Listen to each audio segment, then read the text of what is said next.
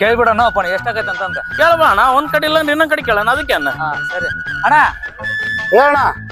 ಒಂದ್ 3 ತಾಸು ಕೆಲ್ಸ ಐತಣ್ಣ, ಒಂದ್ ತಾಸಿಗೆ ಎಷ್ಟಾಗಂತೇಣ ನಿನ್ ರೊಕ್ಕ? ಒಂದ್ ತಾಸಿಗೆ 1000 ರೂಪಾಯಿ ತಗಂತೀವಣ. ನೀನೇ ಅಣ್ಣ, ಬೇರೆ ಕಡೆಗೆಲ್ಲ 700 800 ಇದ್ರೆ ಒಂದೇ 1000 ಅಂತೀವಣ್ಣ ತಾಸಿಗೆ. ಹಂಗಾದ್ರೆ ಅದೇ JCB ತಗೊಂಡ್ ಮಾಡ್ಸಿ ಹೋಗೋಣ.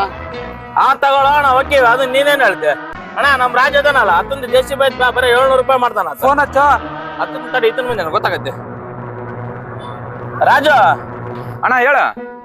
ಏನಿಲ್ಲ ಬೇ, ಒಂದು 3 ತಾಸು ವರ್ಕ್ ಇತ್ತು ನಮ್ ಗೋಣಣ್ಣಂದು. ಒಂದ್ 700 ರೂಪಾಯಿ ಒಂದ್ ತಾಸಂಗ್ ಮಾಡ್ಕೊಡ್ಬೇಕಿತ್ತು ನೋಡಿ ಕೆಲ್ಸ.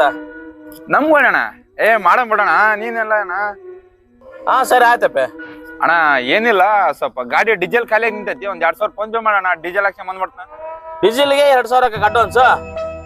ಹಾಕ್ಸ್ ನೋಡಿ ಇವಾಗ, ಹಾಕತ್ತಾಗ ಈಗ ಹಾಕತ್ತೆ ಬನ್ನಿ. ರಾಜಿಗೆ 2000 ಹಾಕಿನಿ ಹೇಳ್ಬಿಡು.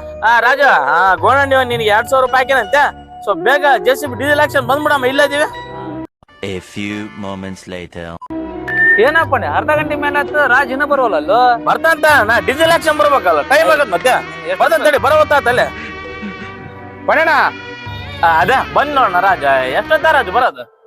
ಮಿಡ್ರಿ ಕುಡಿದ ಡೀಸೆಲ್ ಖಾಲಿ ಆಗ್ಬಿಡ್ತಾ, ಹಾಕ್ಸ ಬರಕ್ ಲೇಟ್ ಆಗ್ಬಿಡ್ತಾ. ಬರ್ರಿ ವರ್ಕ್ ತೋರ್ಸ್ ಬರ್ರಿ ಅಣ್ಣ ಜಲ್ದಿ. ಅಲ್ಲ ರಾಜು JCB ಲೆಕ್ಕ ಕಣ್ಣ ಏನ್ ಇಟ್ಕೊಂಡೆ ಎಲ್ಲ ಐತಲ್ಲ JCB ಅದ ನೋಡಿಲ್ಲ. ಅದ ಹೊಸ ಅಲ್ಲ ಅದ, ಹೊಸ ಅಲ್ಲೋ ಹೊಸ ಬಾಕಿಟ್ ಅದ, ಫ್ರಂಟ್ ವೀಲ್ ಅದ, ರಿಮೋಟ್ ಮಾಡ್ಸಿನಿ. ಅನ್ನ ತಿಂತಾರ ಏನ್ ತಿಂತಾರಣ್ಣ ಈ ನನ್ನ ಮಕ್ಕಳು?